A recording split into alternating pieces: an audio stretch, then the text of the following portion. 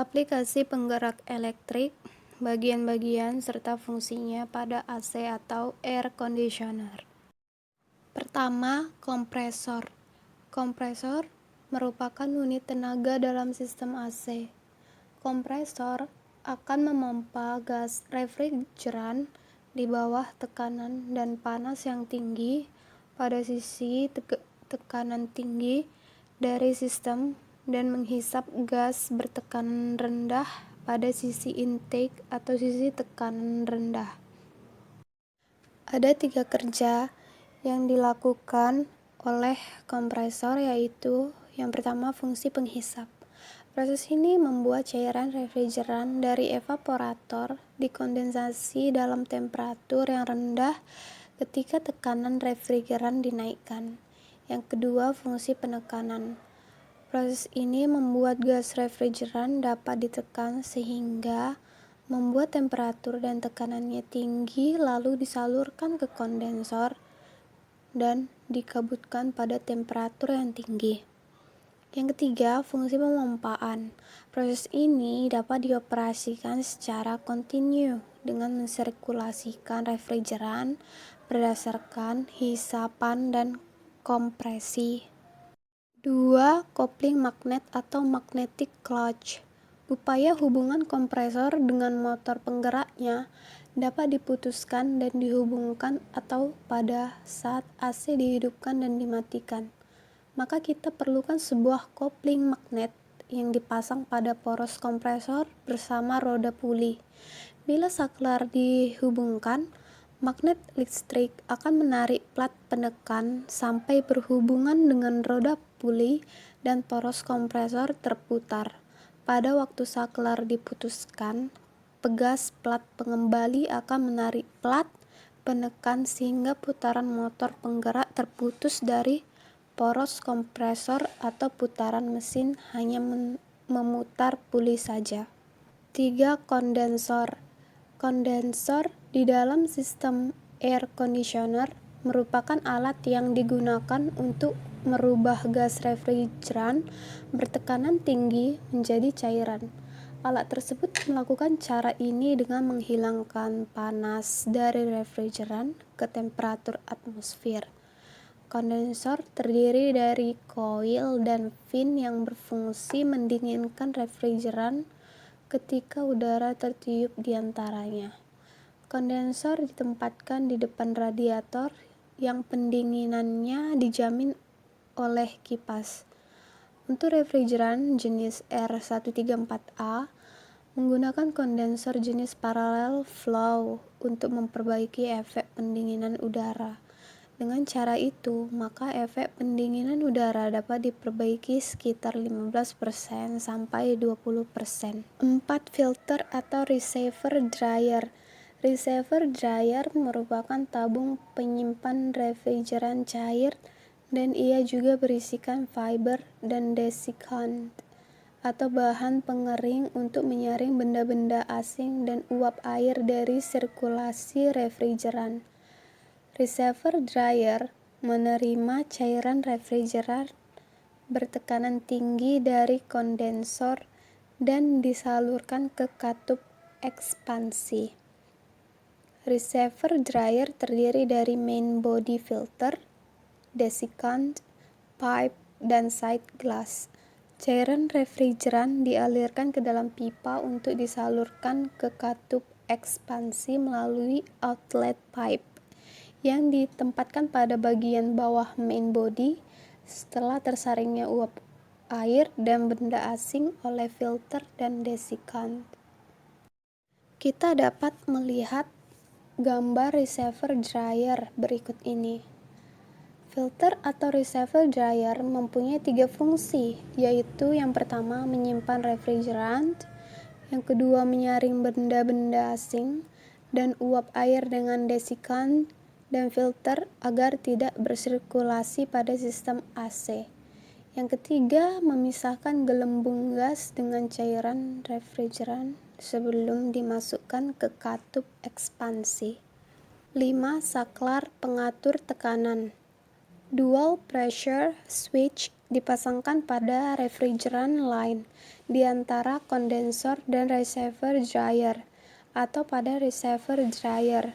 Dual pressure switch sebagai alat pengaman berfungsi untuk menghentikan kompresor dengan meng-off-kan magnetic clutch ketika tekanan pada high pressure line tidak normal, tinggi atau rendah. Kita dapat melihat gambar dari dual pressure switch.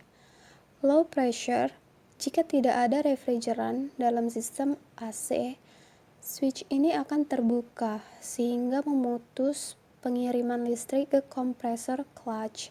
Ia dapat melindungi kerusakan kompresor.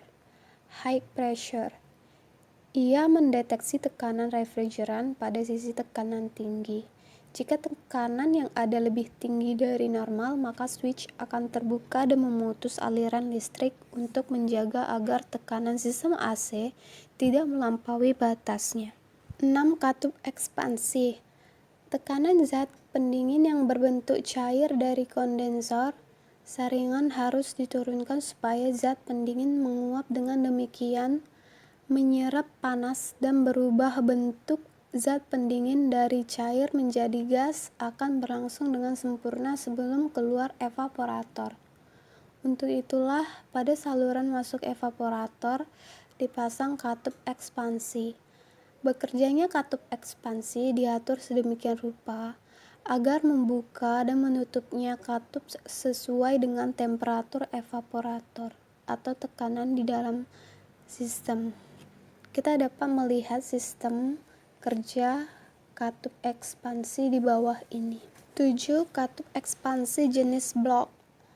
Ruangan di atas membran diisi dengan cairan khusus yang sensitif terhadap perubahan temperatur pada evaporator.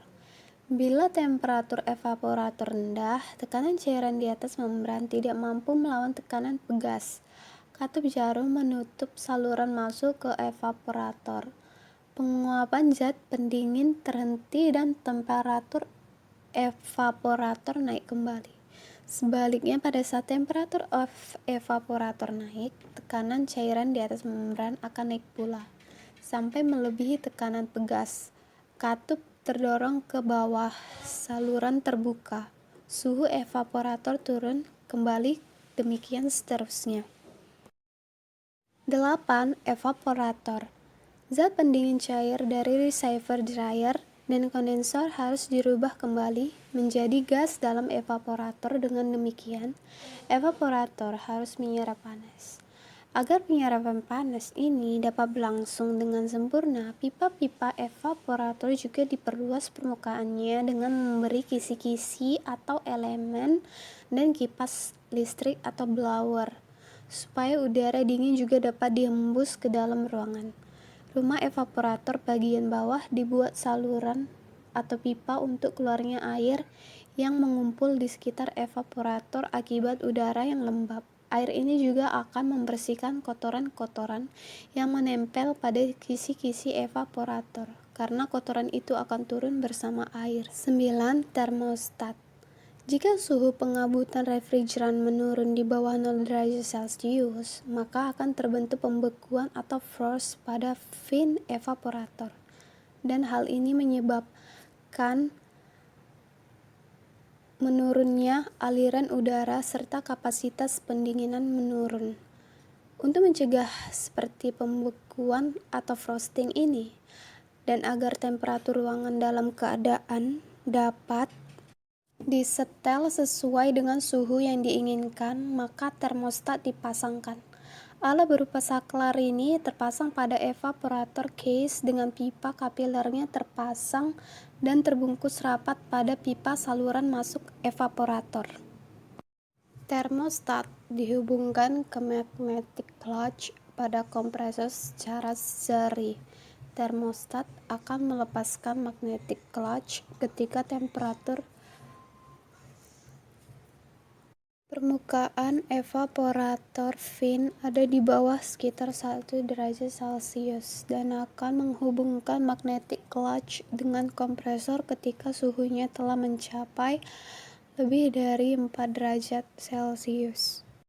Penyaring udara atau air filter. air filter ini menggunakan combination filter untuk menyaring debu dan bau dalam udara secara efektif, sehingga udara yang masuk ke ruangan mobil benar-benar bersih dan tidak berbau. 11. Motor blower. Kegunaannya adalah meniupkan udara ke ruangan dalam penumpang dan mengirimkannya melalui evaporator. Biasanya putaran motor blower terdiri lebih dari satu tingkat kecepatan atau 2 sampai 3 tingkat kecepatan. Terima kasih atas waktu yang telah diberikan. Mohon maaf apabila ada kesalahan kata-kata di dalam mempresentasikan tugas yang telah saya jabarkan. Terima kasih.